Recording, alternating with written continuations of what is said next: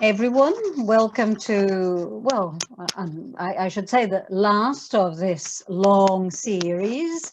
Some of you will be happy it's over, but I think it's been a very good one, and I'm sure it will be concluded with very interesting work. Our final session is with Maria Chiara Rioli. Maria Chiara Rioli is Marie Skłodowska-Curie Global Fellow at the Universities of Foscari in Venice and Fordham in New York, with the REL-NET project entitled Entangled Interfaith Identities and Relations from the Mediterranean to the United States, the St. James Association and its transnational Christian-Jewish network in the Israeli-Palestinian conflict. Maria Chiara was previously postdoctoral fellow at the University of Paris-Est, Marne-la-Vallée, and project manager of the ERC Open Jerusalem project.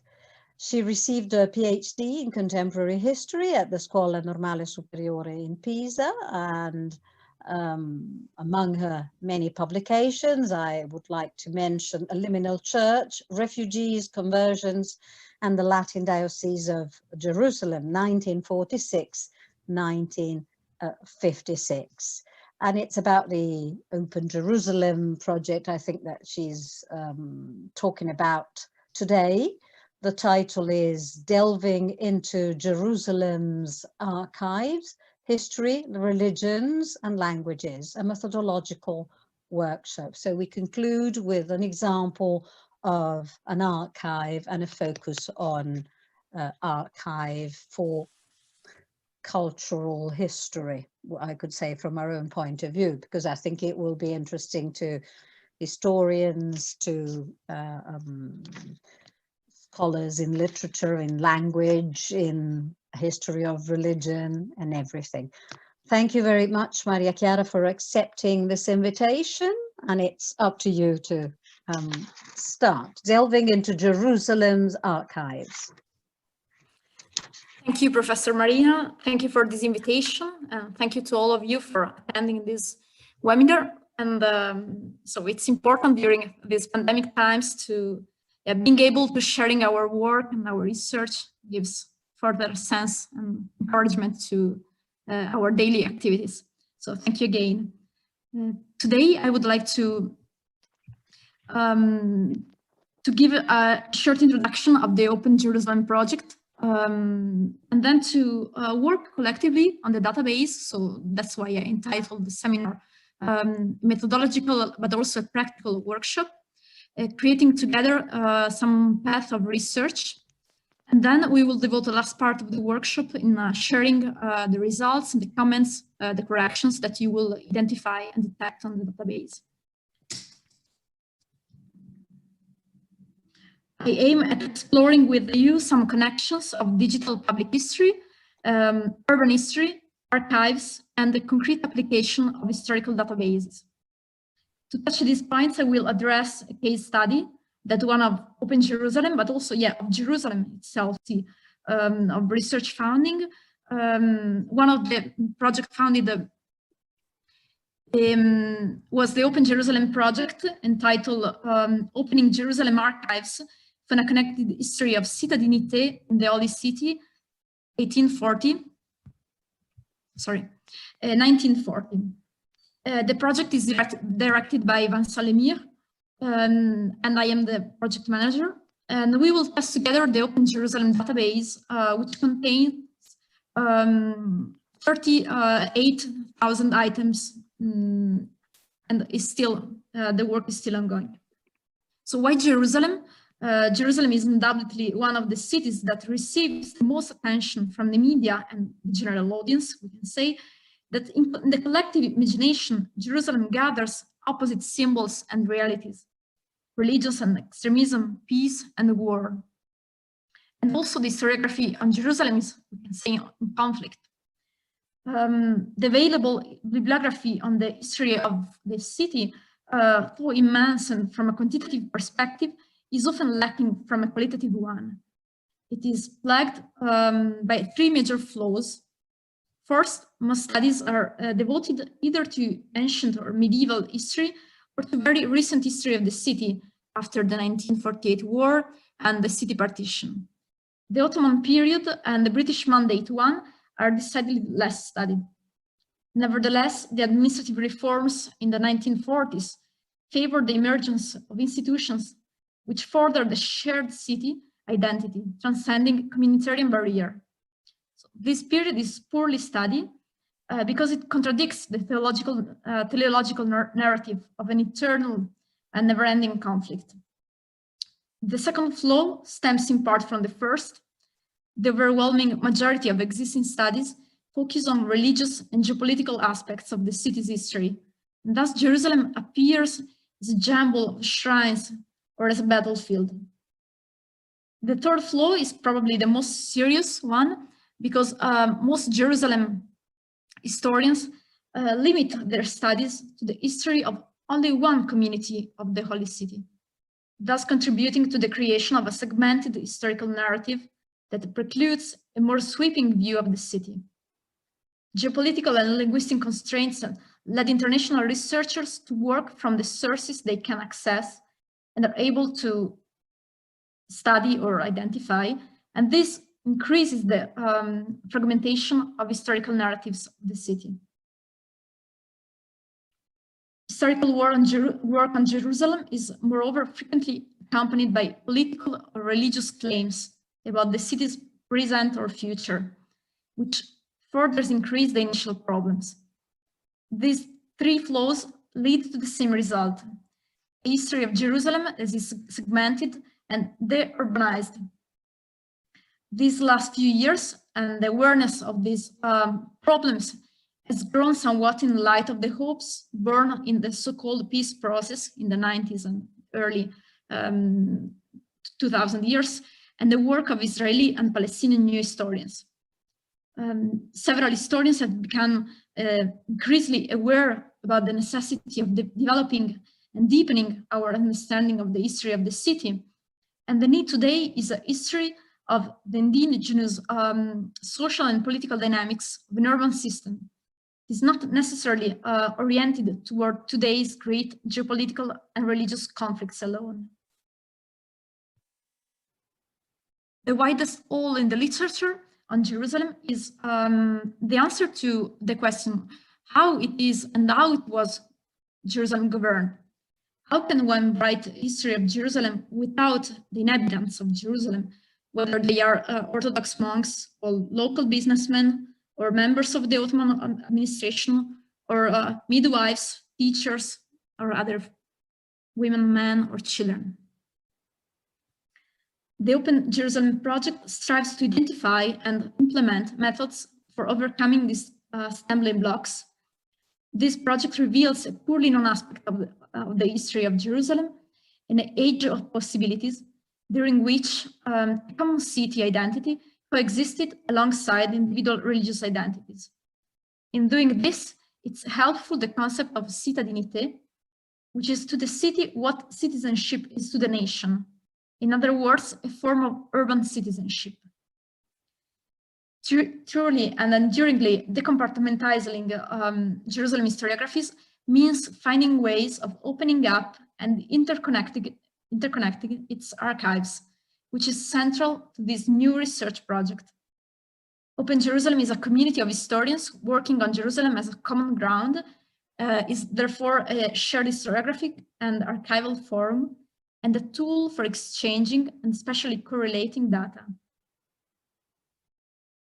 Citadinité is not a vague notion, but it is not only a discursive category. On the contrary, it materializes in institutions, actors, and practices. That is why we must begin with the archives if we are to track down the places and modalities of this factory of citadinité.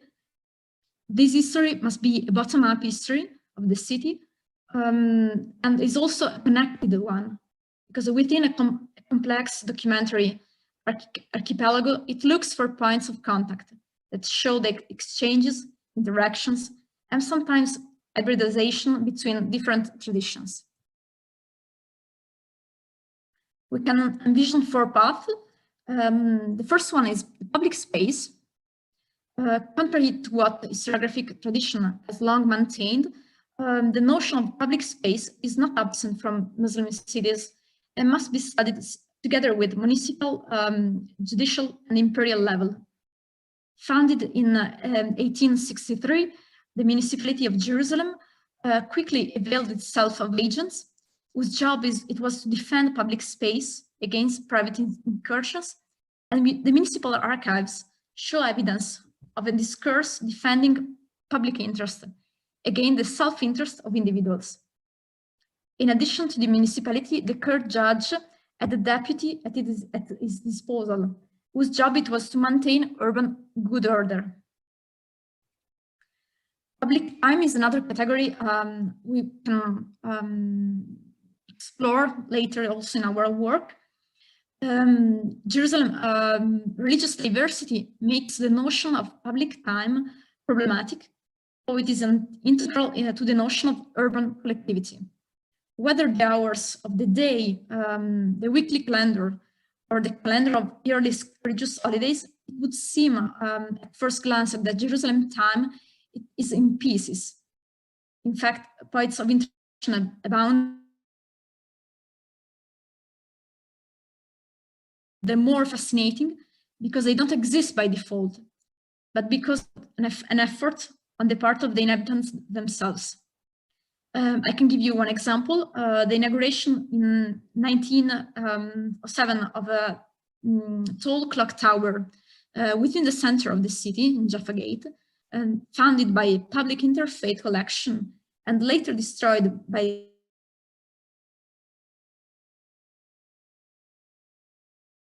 communitarian time and a public shared and secularized time outside of the temporalities of each religion. Public notion, public opinion is another notion that we can identify and explore through precise categories in the database. Beyond the specific identities of each of Jerusalem,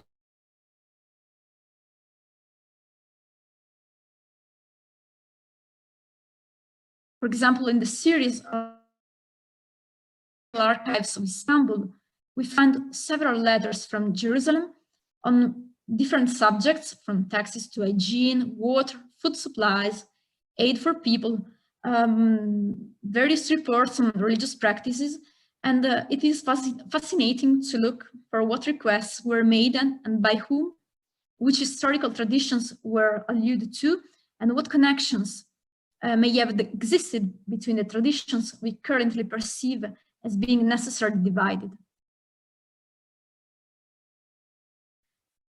Public knowledge is the first path I would like to explore with you.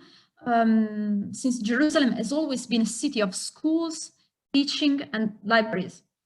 In the second half of the 19th century, we clearly see in the Holy City an increase in the flow and exchange of knowledge in a process of hybridization that helped bring about a shared urbanity. Studying the stacks of great family libraries founded during this period gives us a sense of the linguistic and cultural perspectives of urban notabilities. And it's interesting also to note the lives of religious schools. We discovered that contrary to what one might believe, even in Jerusalem, families often place their children in schools outside their own faith.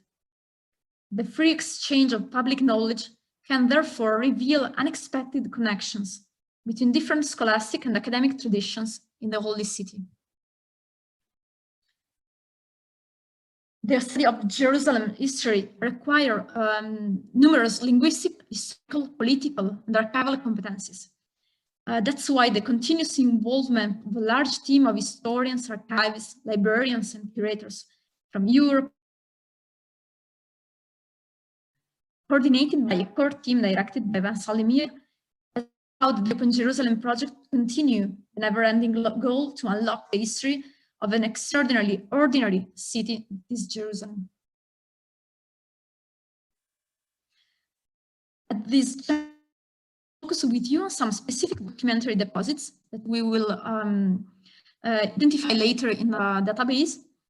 The first one is the Imperial Archives. So as I was mentioning before, Jerusalem Municipal Council is a very very important institution in the history of the city. It came into existence in the early 1860s. Jerusalem was in fact one of the first cities within the Ottoman Empire to form a municipality. So the minutes of city council meetings, so these kind of documents from the late Ottoman period, which are held at the historical archives of Jerusalem Municipality, are invaluable in putting the urban and material facets of Jerusalem history front and center, and to making a first attempt to connect the history of the city.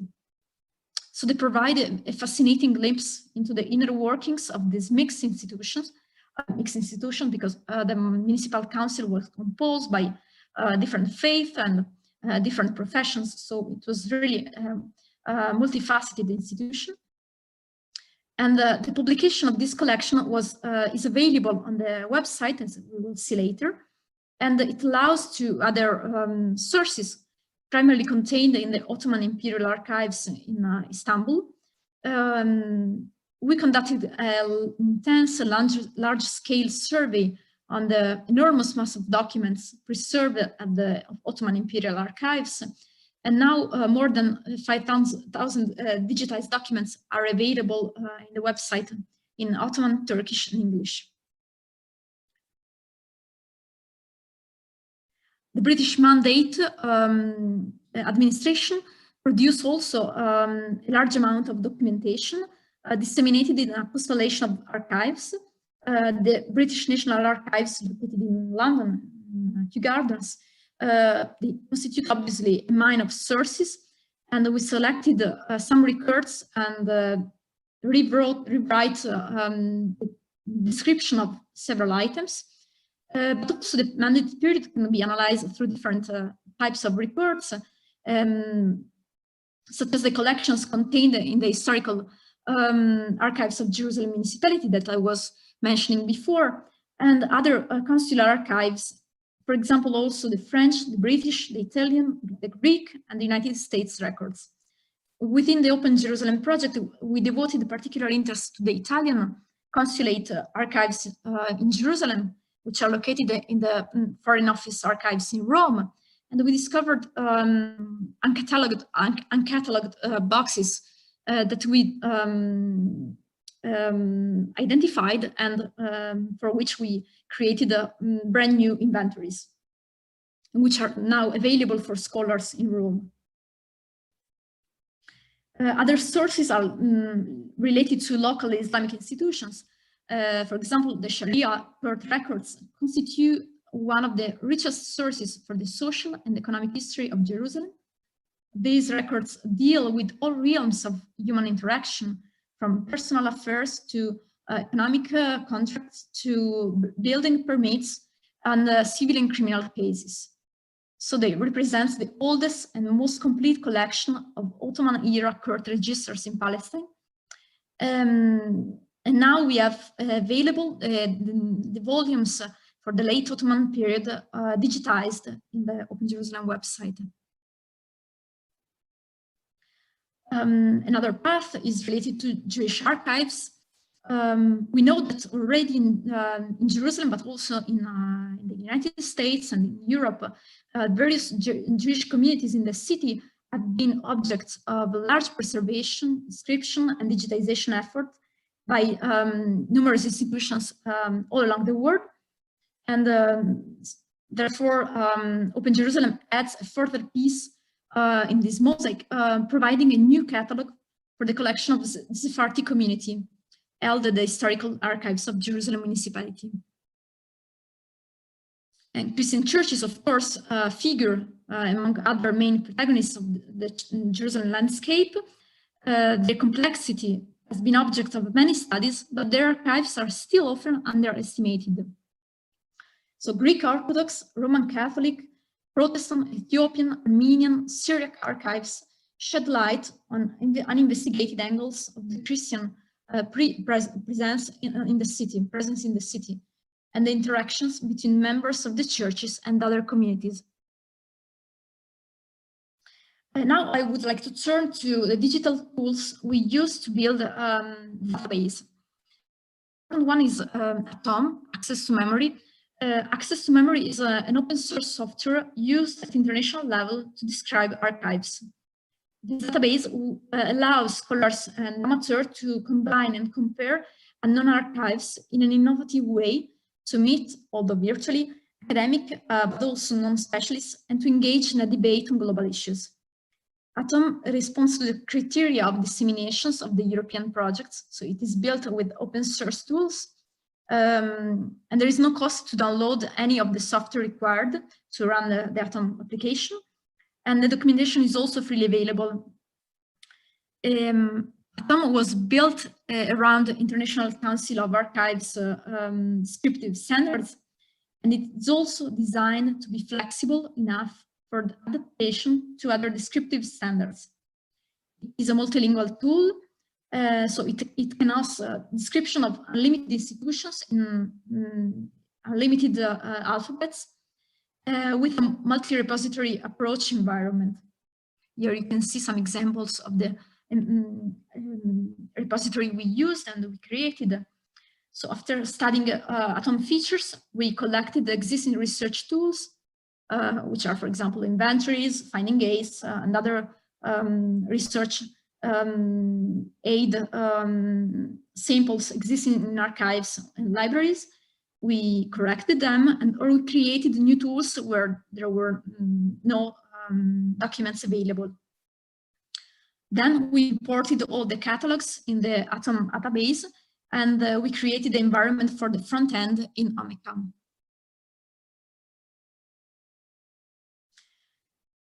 In the Open Jerusalem catalog, each item has a reference consisting of a prefix indicating the country where it is physically located, followed by the acronym of the archive it belongs to, then a number indicating its exact place within that collection. The reference will link to a title and description, details of the creator, and date of creation if known. I'm giving you this information because we will test together, so it can be important to know briefly the how to use this catalog. The following terms can be entered into the search field, so keywords or other forms of keywords and phrases and Boolean phrases. And if you want to have access to all the data with a complete range of search options and tools, after your basic search, you can filter your research, your results through facets that you will find on the left-hand sidebar of your screen. Facets include item type, date, archival record type, repository, creator, language of material, publisher, and digital object. You can also enter the number of items per page you wish to be displayed. To view the full information and links for a particular catalog record, you can click on the title. Its place in the hierarchy of related records is shown. So the record for an individual archival item usually states the identity area of the item. The identity area is a reference, the title, the dates, the level of description, the extent, and the medium. There is also the content area, so the repository and the name of creator, and the content and structure area with the description of the content of the item, and the catalog references area with the link to the inventory collection on the Atom database. You can also browse the inventory by hierarchy, and so the selected item you will see later will appear in orange. Moreover, every archival item is correlated with the part of section, presenting the main information of the collection the item is located in, including a section called Archival History that provides details on the archival funds, the collections, the existing finding aids, the conditions governing access, the bibliography on the collections, and other data that can be useful for your research. On the right sidebar, there are also tools to send comments to the teams, to share the item, to export it in PDF or XML format, and to add it to your cart. Because there is also space in the website where you can create your own card and to make comments to your own sources and to share it with other users. Where the digitized copy of the record is available, the item is accompanied by a digital objects section, which provide information on where to read and how to download the document. So now I would like to try together to use the platform. I will ask you I will ask a simple question. So if I say Jerusalem, what do you think about? And starting from that, I would like you to think about some keywords and to narrow your research to 2-3 keywords, if you agree. I think it would be useful to focus on places or people. For example, walls, gardens, gate, water, square, governor, doctor, midwife, teacher. I simply put them as a list, but feel free to try what you prefer. And then I invite you to use the filters on the left sidebar to filter your research. So according, as I told you before, according to dates, to repositories, to language, if you want to explore digitized items or not, and then to focus on 2 or 3 items.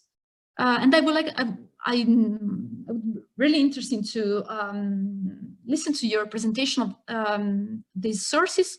So you're encouraged to make connections between among repositories, to tell me if you found bugs or problems, or there's connections that are not clear, and to share your notes, to send me your remarks, and during this webinar, yeah, with an oral presentation or sending comments in the chat.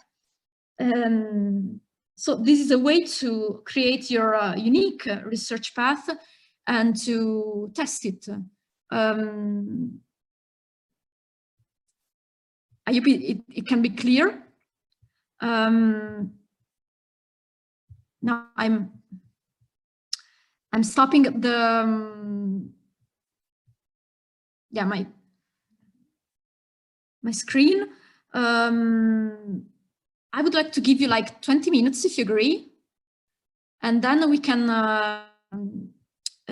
share your comments and your questions actually. So I'm sending in the chat the URL of the web platform.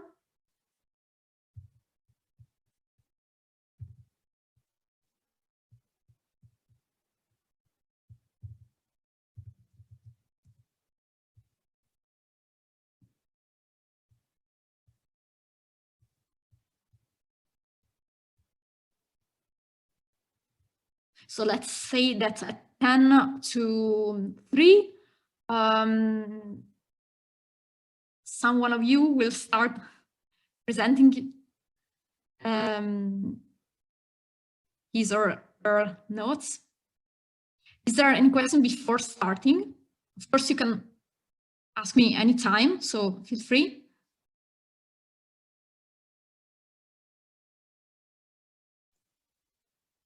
Can I ask maybe? Sure. No, thank you. Well, so we actually have to choose a topic and look for some results on Open Jerusalem, isn't it? Is it the task? Yeah. Okay, and then like presenting. Yeah. So yeah, I would share the screen again if you agree. So we see together what I'm in.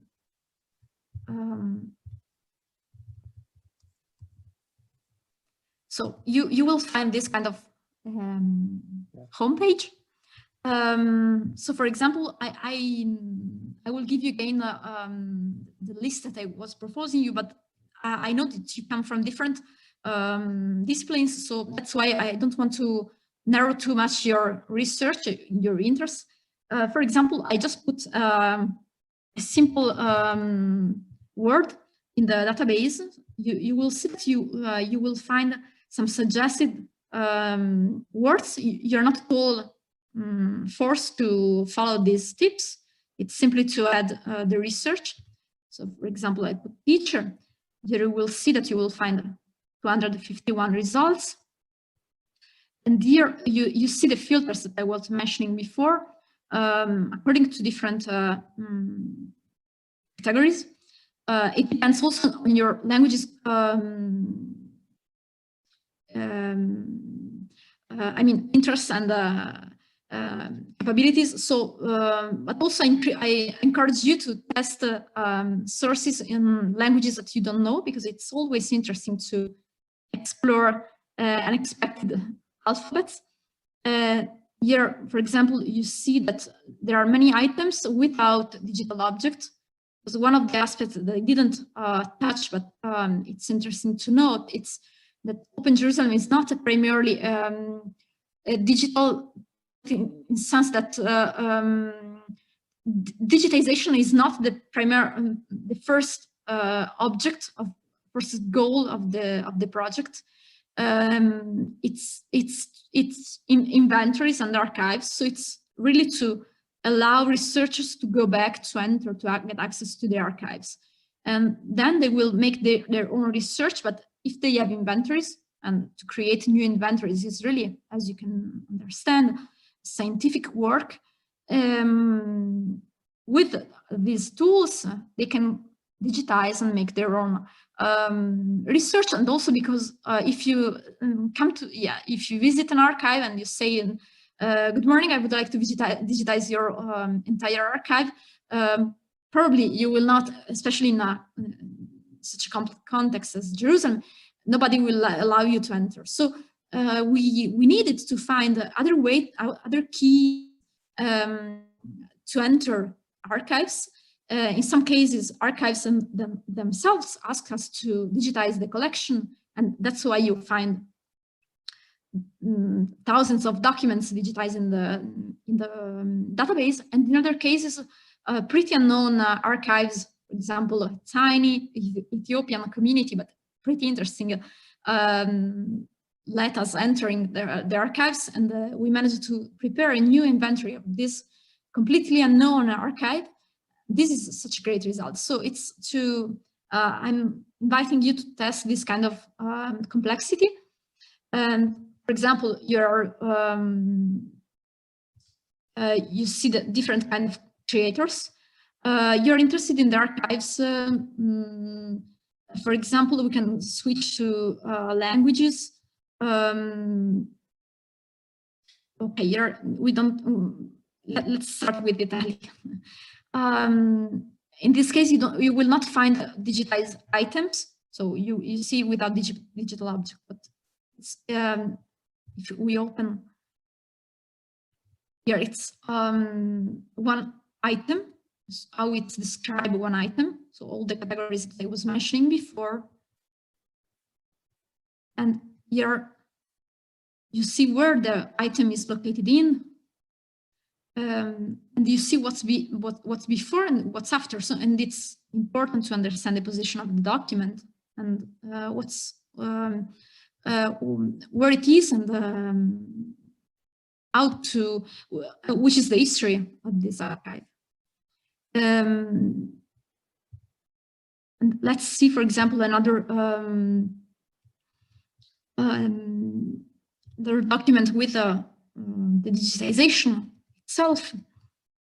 For example, the documents located in the National Library of Bulgaria, these documents were saved because they were meant to be destroyed. So because of collaboration with the National Library of Bulgaria, we found a way to preserve them. They are pretty interesting because they were Ottoman documents,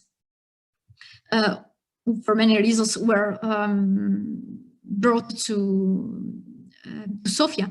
And here, for example, you see digital objects.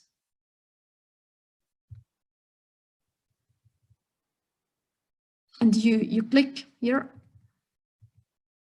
and you find the document.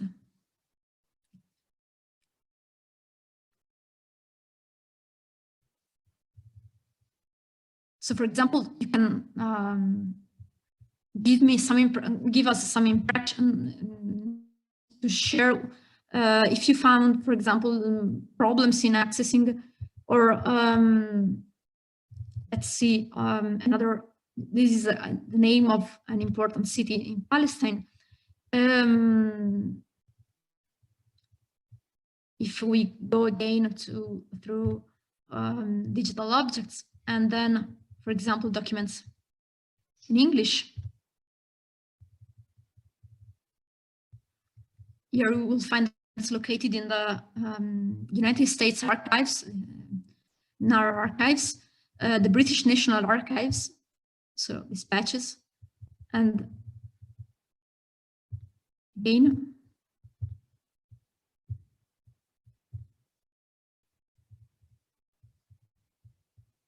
so I'm encouraging you to do this kind of work, also according to the topics of your research, of your interest. I don't know if it's clear now what I'm meaning.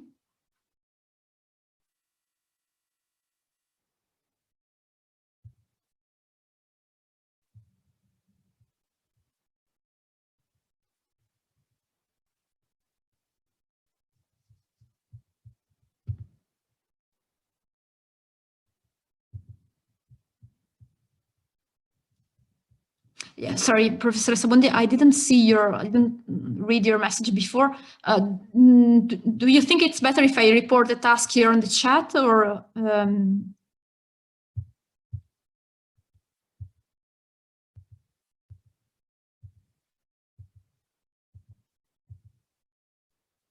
I think it's clearer now. I think you've given us a clearer idea.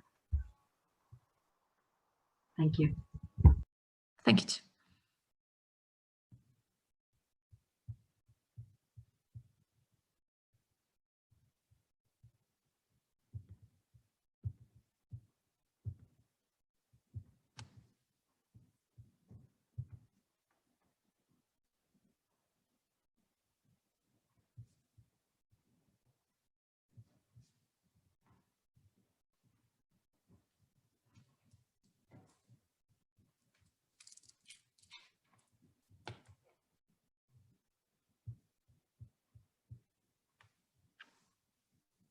So just to give you other tips, what would you expect to find in a historical database on Jerusalem? So which kind of topics, and for example, test the database with your keywords that you have in mind, thinking about Jerusalem. And if you, for example, if you don't find occurrences of what you were expecting to, this is interesting. So you can report also on that, because it can be that Israel, the cities, maybe is different from what people think, but also that we are not covering enough topic.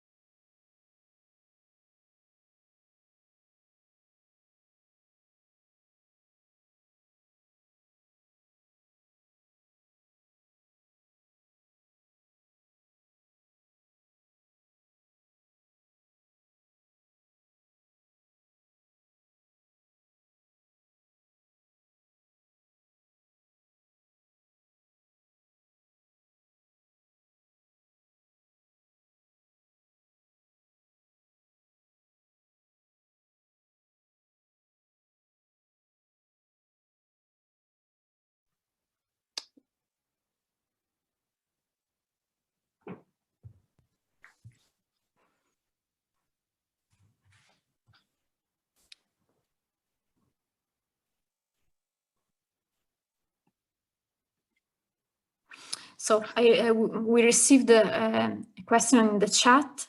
I will leave you some minutes, some more minutes for the research. And I'm starting with trying to answer to these interesting questions. So Jerusalem is more or less a contested city. Yeah, Jerusalem is more. Jerusalem is absolutely, definitely a contested city. Today more than ever, maybe. And these impact, of course, the archives on the search parameters. It affects also the very concrete reality of the historian work. Just to give you a very immediate example, just starting from their nationalities, many researchers can't get access to Jerusalem. Also, Palestinian historians can't. So this limits immediately access to archives. And this clearly affects also research projects because although, as in this case, we talk about European projects, so founded by important institutions and also known for their political neutrality, immediately the Israeli-Palestinian conflicts enters also the research work. For example, choosing the team or in the relationship between members or between members and institutions. In other cases, for example, during violent crisis or clashes, we need to stop the search, to postpone missions. So of course, it affects the work. The bias of in the historical records, yeah, of course, that's why I was mentioning the cittadinité concept, because also in creating archives, archivists or people who deal with the sources, because as you may know, archives are not always dealt by proper archivists, especially in cases where people don't think that documents are archives, as in the case of Jerusalem, but also in other cases. And as in the case of Jerusalem, archives are really everywhere. So people prepare simple list of boxes or dossier or files according to their categories. So the work of the archivist is important in order to reorder, recreate, although respecting the original order. And of course, it is influenced by a vision. In this case, the focus on this period, as I told you, the late Ottoman times and the British Mandate period was an age called by historians the age of possibilities, where the separation, division, the conflicts that we see today were different. It's not that I'm talking of a golden age where there were no conflicts, where everybody was in peace. That's not at all true. It was different. I mean, it was the institution itself, although presenting conflicts and contradictions, didn't deal with them as ethnic, religious, or not simply as ethnic, religious. So there was an idea of the city that transcend all these kind of separations, and this is not today the case. So also to re-enter the archives, trying to get free from all these bias, as you use this word, of course, is one of the missions of this kind of historical project. This is not all the case. This, we could say, that is one of the goals of, in general, public history. So to reach the public through a new way of conceiving the past beyond all the bias that populated it, especially in contested memories.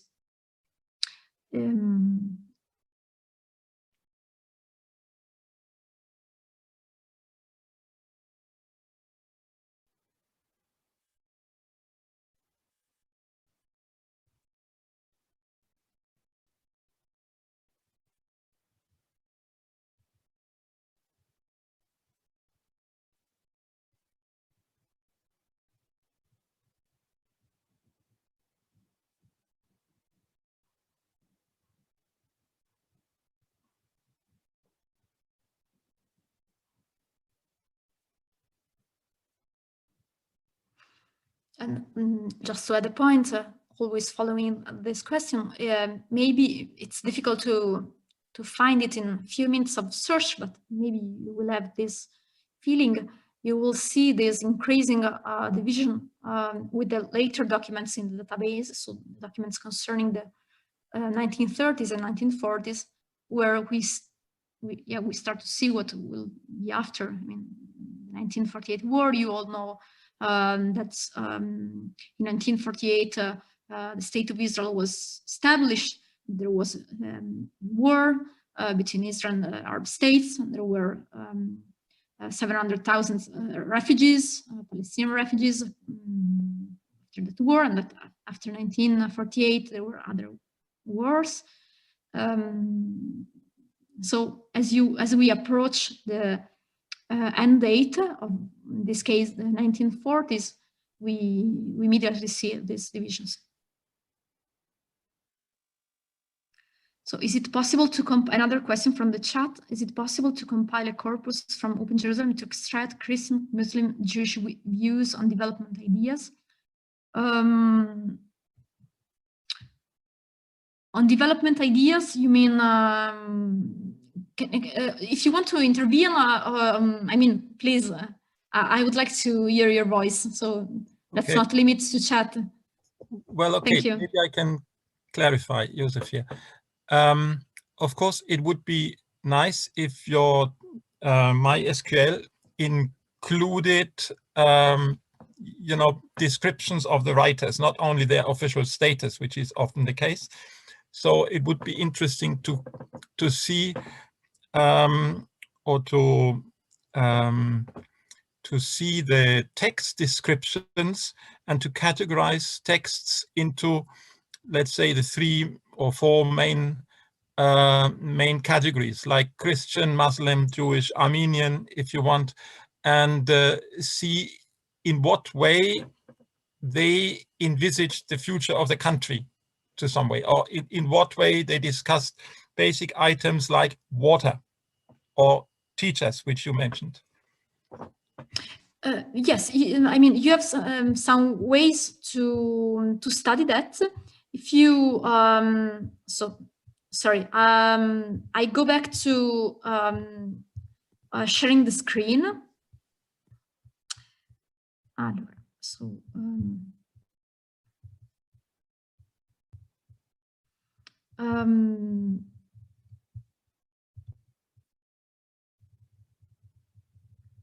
so you were, we can use the word water. Water, as you were mentioning, is a crucial word, actually, because there is also an important book, which is La Soif de Jérusalem,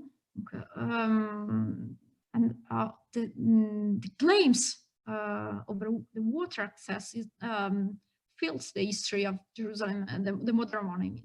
So you will see that we have almost 400 results for that, which is not bad. You were mentioning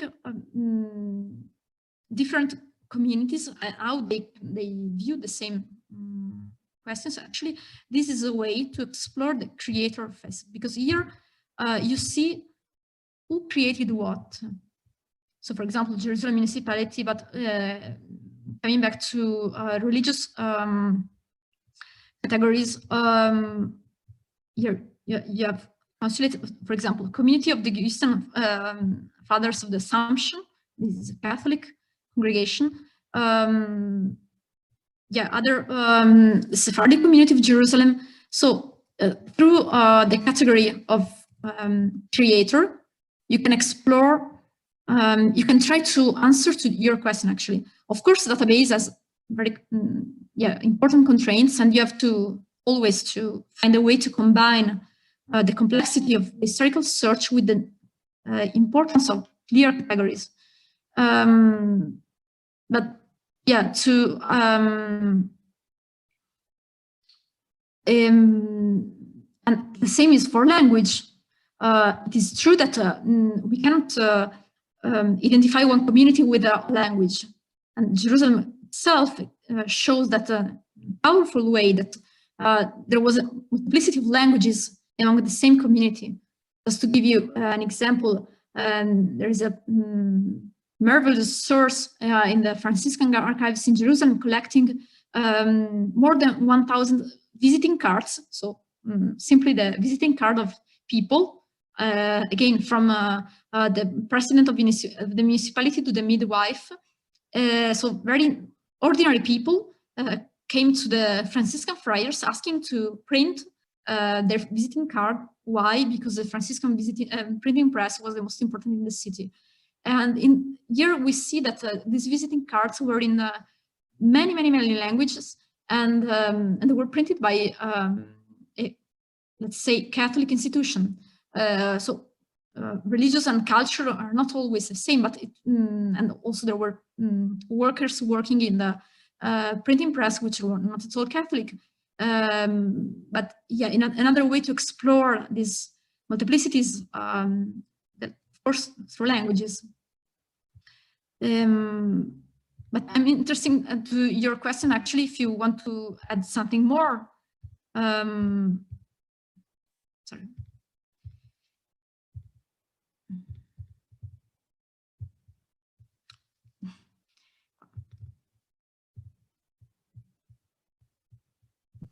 Yes, thank you. I understand what you mean.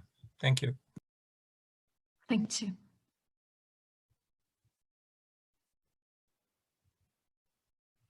Does anybody want to start?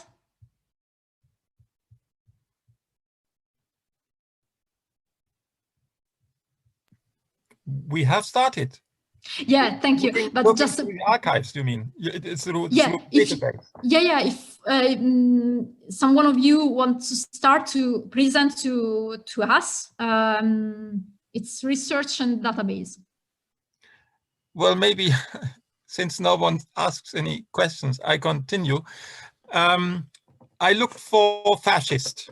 Of course, you understand that your database is up to 1940, and in the 1930s, the Führer and the Duce had many fans among politicians in Jerusalem, even religious leaders.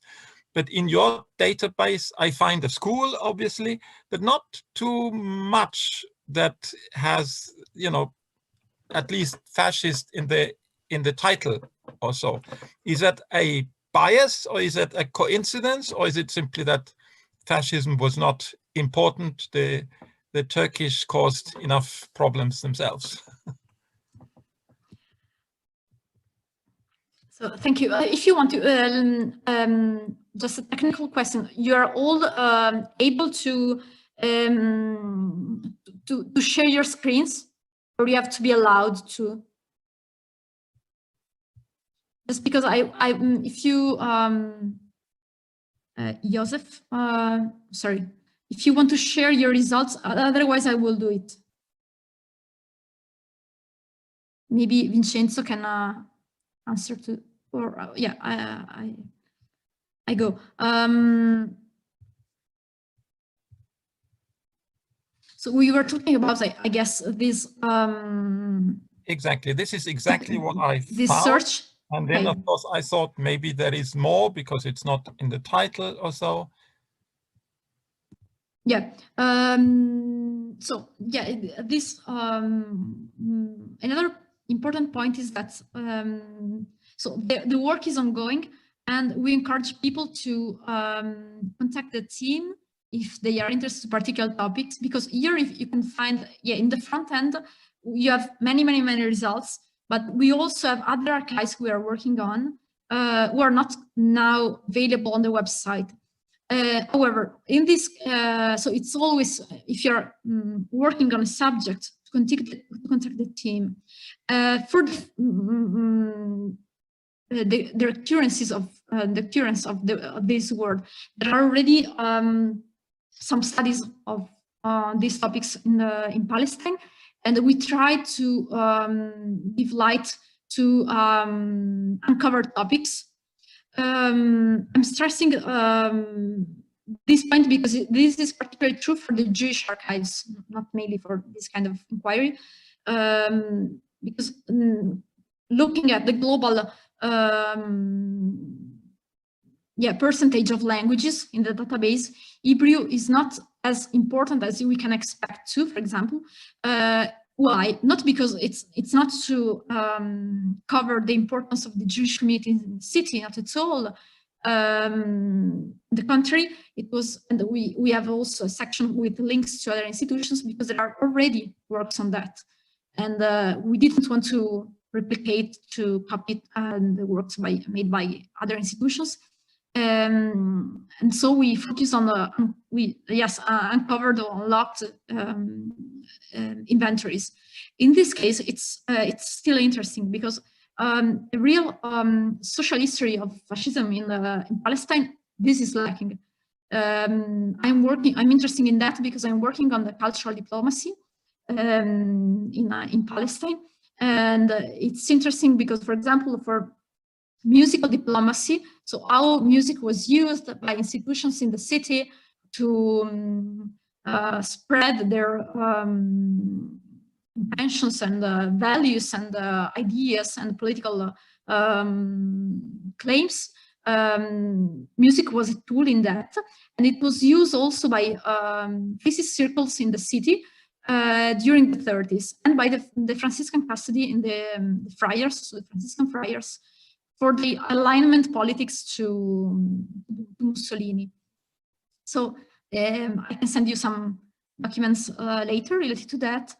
In this case, I would say that it's not a matter of bias, but again, it's interesting because as we saw, together we can find hundreds of documents related to water, which is a pretty city government issue, rather than such a sensitive political category as fascism, as you mentioned. So thank you for this example.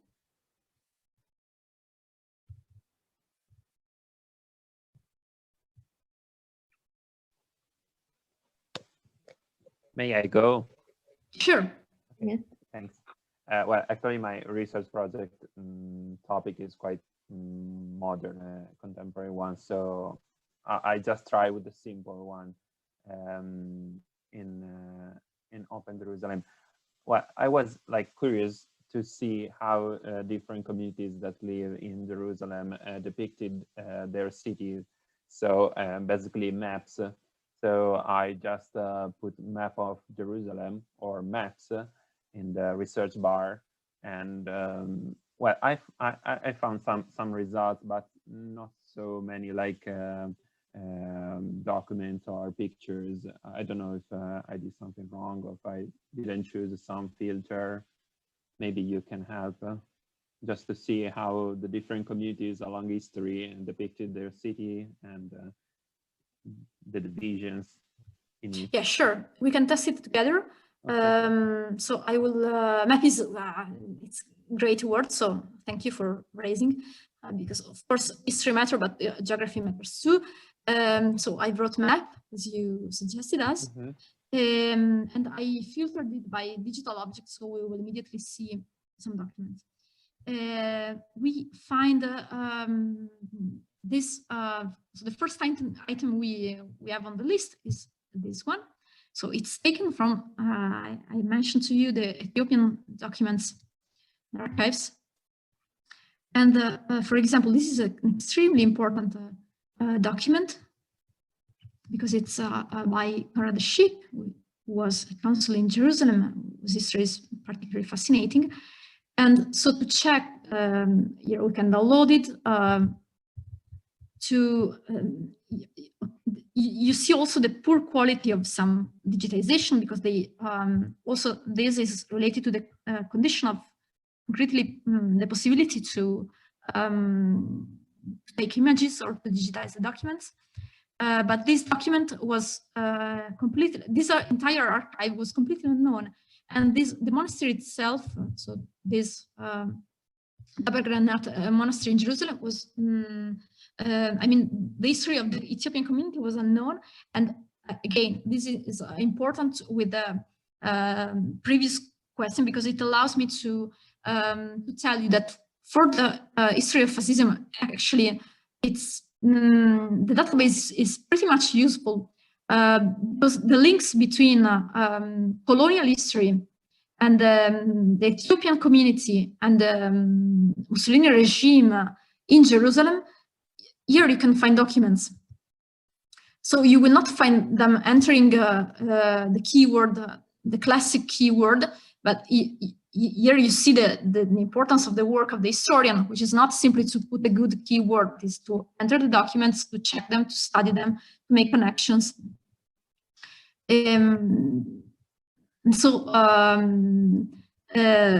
For example, Dar es Sultan monastery is another contested symbol of the city, although less known in the Holy Sepulchre.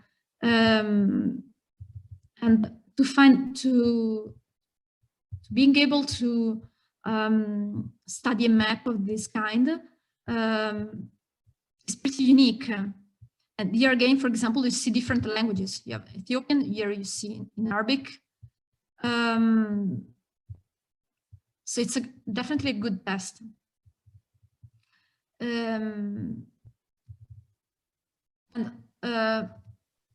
Here, for example, you have a map related to the train rail between Jerusalem and Jaffa, which is one of the most important topic of mobility history in this period.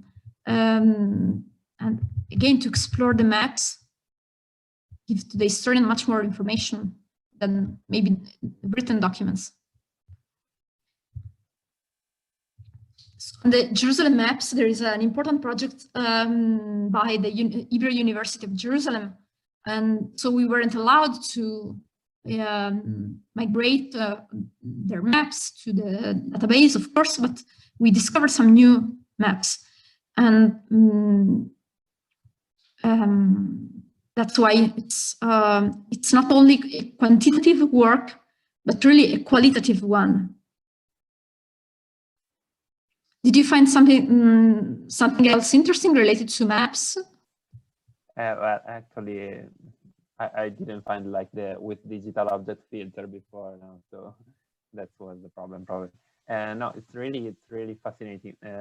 I could suggest also like maybe a quick link with the modern archive as well, because it would be like interesting to compare, for example, in this case, ancient maps with modern maps, and just to have a clear picture of the changes during time. Sorry, what you're suggesting? But because I was like thinking in my mind, like a research project, interesting one would be like to compare old maps with modern maps, or like maps along history, I don't know, of the 20th centuries. But I see here that there are ancient documents only. So maybe with the direct link, or simply yes, the direct link with the modern archives that I think there are in Jerusalem a lot. Okay. Maybe a useful tool. Yeah, sure. Thank you. Thank you. Yeah, in terms of maps, completely different, but we also use the OpenStreetMap to locate the archives we were describing. So just to show you that archives on Jerusalem are not only in Jerusalem, because yeah, Jerusalem is a global city, as many cities in the world, but with particular importance. And so the sources related to the history of the city are not only in the city. And this is important for connected history. So for example, if you are in Rome, you have, of course, the Vatican and the archives at the Farnesina, but this is simply just to show you.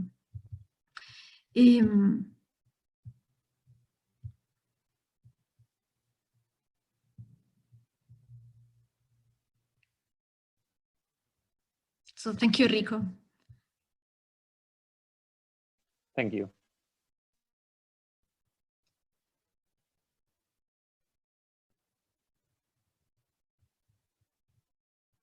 Does anybody want to give other tips or remarks? did you try with the words and you had no results at all, and you were discouraged or dissatisfied? Or on the contrary, you had thousands of results and you were in the middle of nowhere?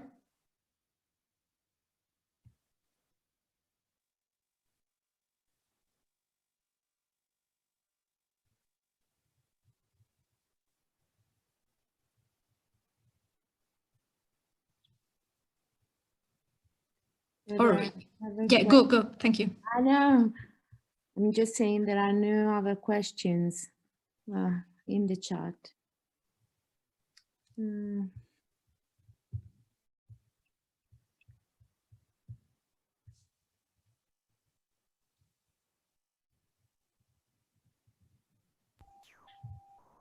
Well, for example, I could confess what I did, and which was very sort of randomly. I checked languages because I thought there would be.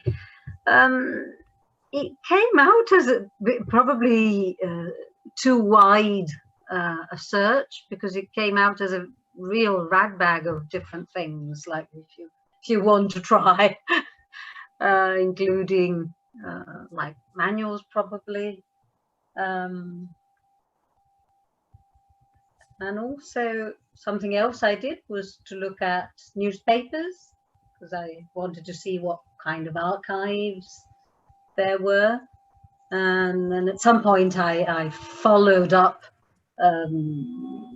the newspaper or magazine of a British school, because I wanted to see that and couldn't actually get onto it.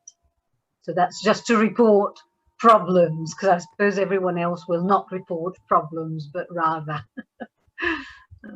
Yeah, sure. So yeah, thank you. Newspapers is a pretty interesting topic. Wide. No, but it's it's important because of course we were talking about public opinion, so newspapers are crucial. And just to tell you that this is not only, so the aim of the project is not only to create a database. Database, again, is a tool to convey research and to encourage the researchers in coming back to the archives. I'm saying that because there is, in the website, you will also find another section of, let's say, library, because you maybe found also bibliographic reports, which are not archival reports in your search. So we tried to update a bibliography on Jerusalem. And also you will see that there are publications. And because the project created an open access book series with Brill. And one of the main books is Ordinary Jerusalem, and which is a almost a 600-page book with more than 25 articles. And among these articles, you can read documents. You can read studies on the press.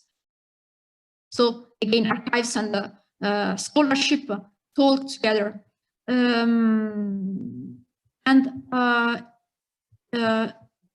This is another way to for the scholar to enter, for example, the category of newspapers, is to check some start from names. So, for example, Ben Yehuda was, which is one of the main intellectual, Jewish intellectual in the 19th century history of the city, but not only of the city, of course. You know, Ben Yehuda was a person who in some way invented the modern Hebrew and vehiculated it through the press, exactly. So he founded newspapers. And so to browse the database through this name, here you will find documents related to his action as editor, as journalist. So just to tell you that, and this is always true, sometimes you don't find immediately the keys of access to your topic, so you need to find other ways to enter the documents or the databases, and people are another way. press cuttings, for example. Yeah, it's certainly meant not for a sort of a preliminary introduction. You have to know what you're looking for, so you need something a bit more specific. Because sure. I was browsing casually and using very wide. Sure. Yeah, this is also important, I think, for students and also for PhD students, because I'm thinking about myself when I was not many years ago, so I'm a postdoc. I was a PhD student. I approached the databases as really as a sort of truth machine. So also really to take the time to know the tool, what it can give and what it can't actually. It's important.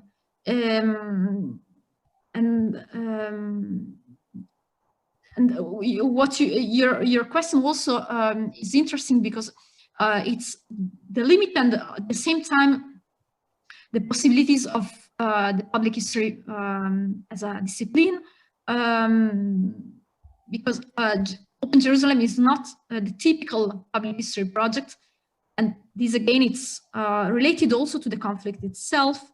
We cannot imagine, for example, collection of documents from the people as it was made in other cases of public history projects, or I mean, the conflict affects directly these possibilities.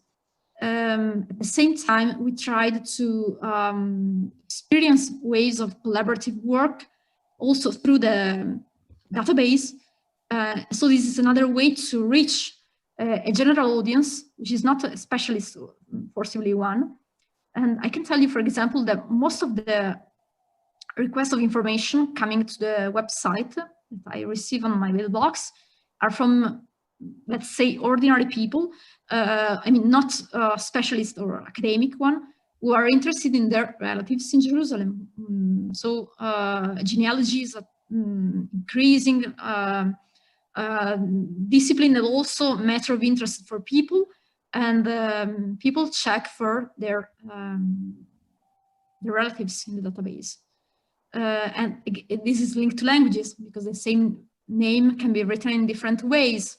So, for example, a person wrote me, I can't find my relative who was member of the municipal council, and actually it was spelled in another way.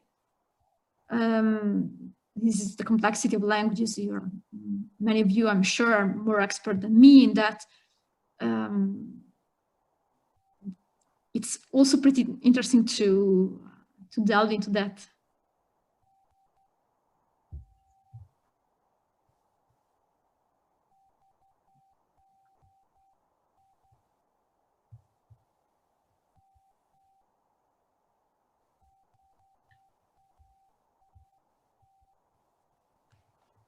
Any other comments, correction, bug?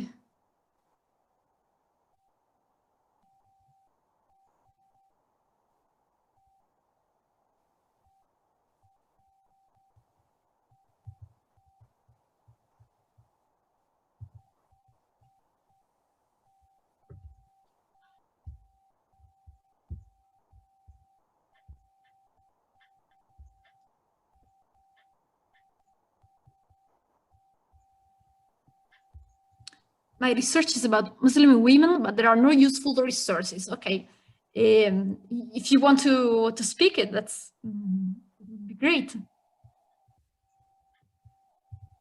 Just I can tell you that women was so at the end. I mean, last year we organized a conference in Venice, and we asked scholars to test the database, as I'm doing with you. According to some keywords that it shows, and one of them chose the word women, and she presented a fascinating path through some documents. Of course, she was specialist of the city, so it's not at all to contradict your question. I don't know if you, yeah, I mean, in which kind, which topic of you're working on, if it's history, anthropology, or if you want to give us some more tips, it can help.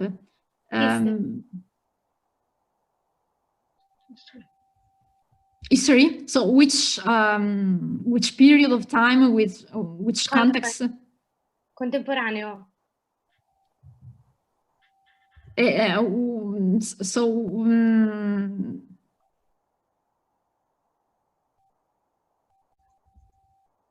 No, I can hear you.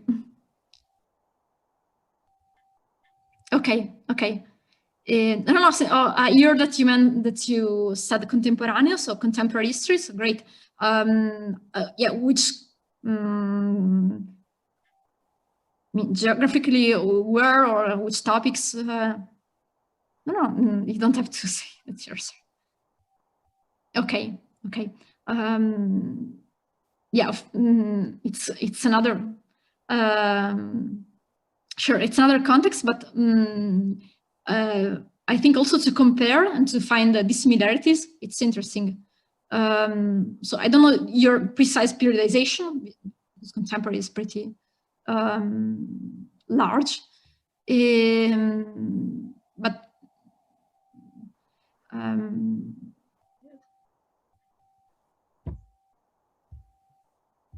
yeah, again, take that. I don't know if you. Okay. So after the revolution,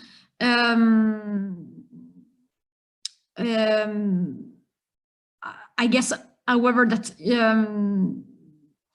I mean, so to compare a country to a city is always different. But an historian of the Middle East, I think that it's important also to enlarge your research. And I don't know if, I am asking you a question, if you want to reply in the chat or to try with the microphone. Which kind of archives are you using actually for your research?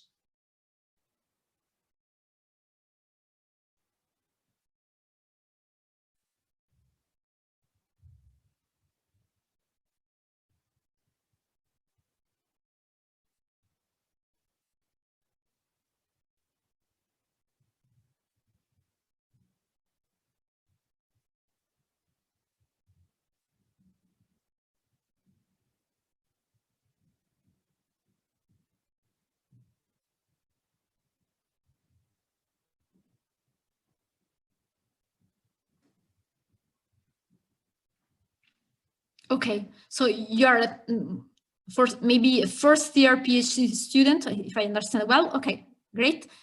So you're basically starting with the bibliography, and then you will maybe move to the archives. I don't know if you speak Farsi or not.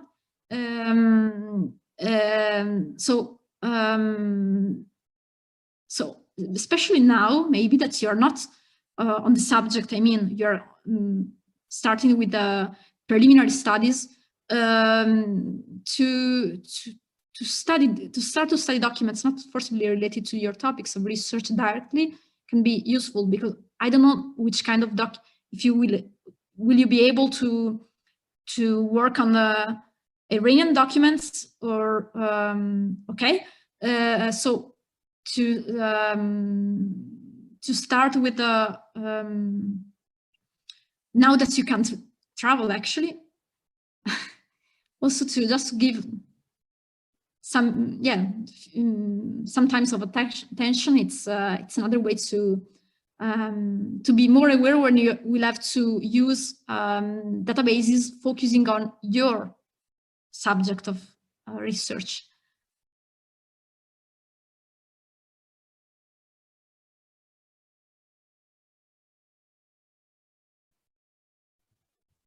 Thank you, Anna.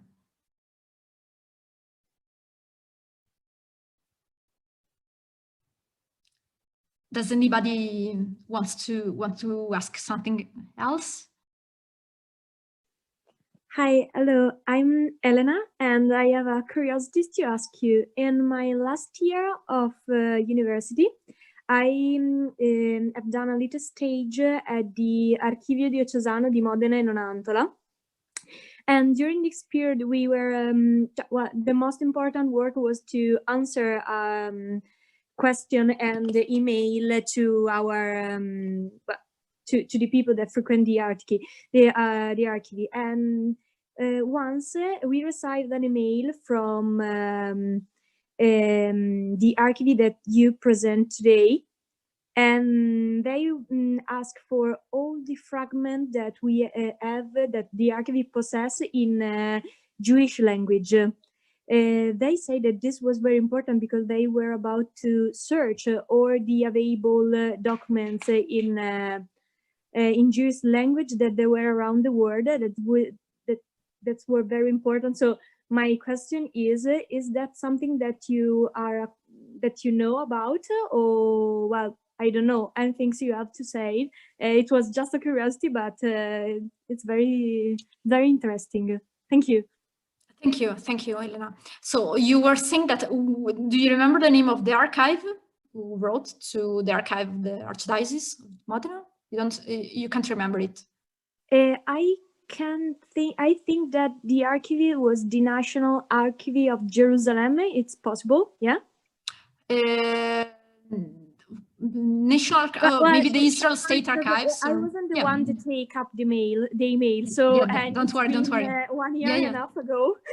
So no, don't worry. It's definitely it's not a problem. No, it's a way to confirm what we were saying before about Jewish archives. So Jewish institutions, for cultural, historical, also political in some ways reasons, are really, a reference in terms of archival collections. And in Jerusalem, if you want to study the Jewish history of the city, you will find many institutions with wonderful collections, treated perfectly, cataloged in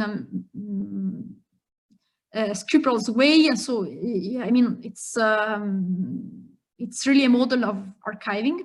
So it doesn't surprise me that they can be interesting to documents also, of course, outside Jerusalem. And this reminds us to the map that I was showing before as Jerusalem as a global city, because documents related to Jerusalem are really all along the world because of Jerusalem history.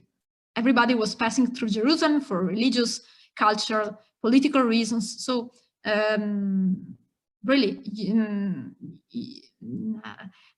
it's easy to find documents on Jerusalem, as you tested also in the archives of a town like Modena and the Archdiocese of Modena. It's interesting also because the importance of the documents in Hebrew in Modena is known but not studied, and this will be probably a matter of further studies.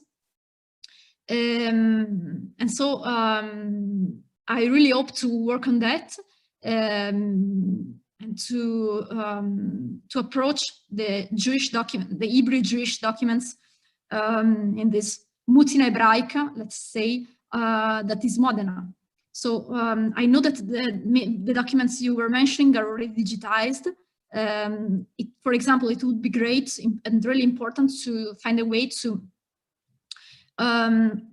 pass from digitized documents to some sort of transcription, and in some cases these are unwritten documents, so it's more complicated. But for example, the National Library of Israel has an important project on passing from digitized documents and unwritten documents to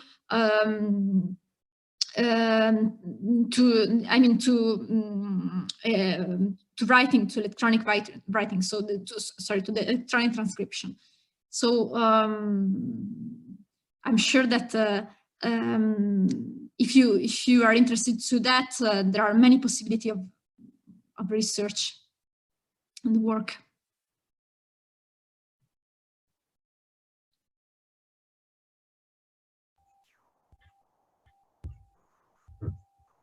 Okay, I think we've probably come to, if there's no other question on the chat, I think we'll thank you very much. It would be lovely to receive the PowerPoint if you can, and otherwise Sure. you because it might take time to explore things, and we'll send you the recording as soon as possible. And for the moment, just a big thank you.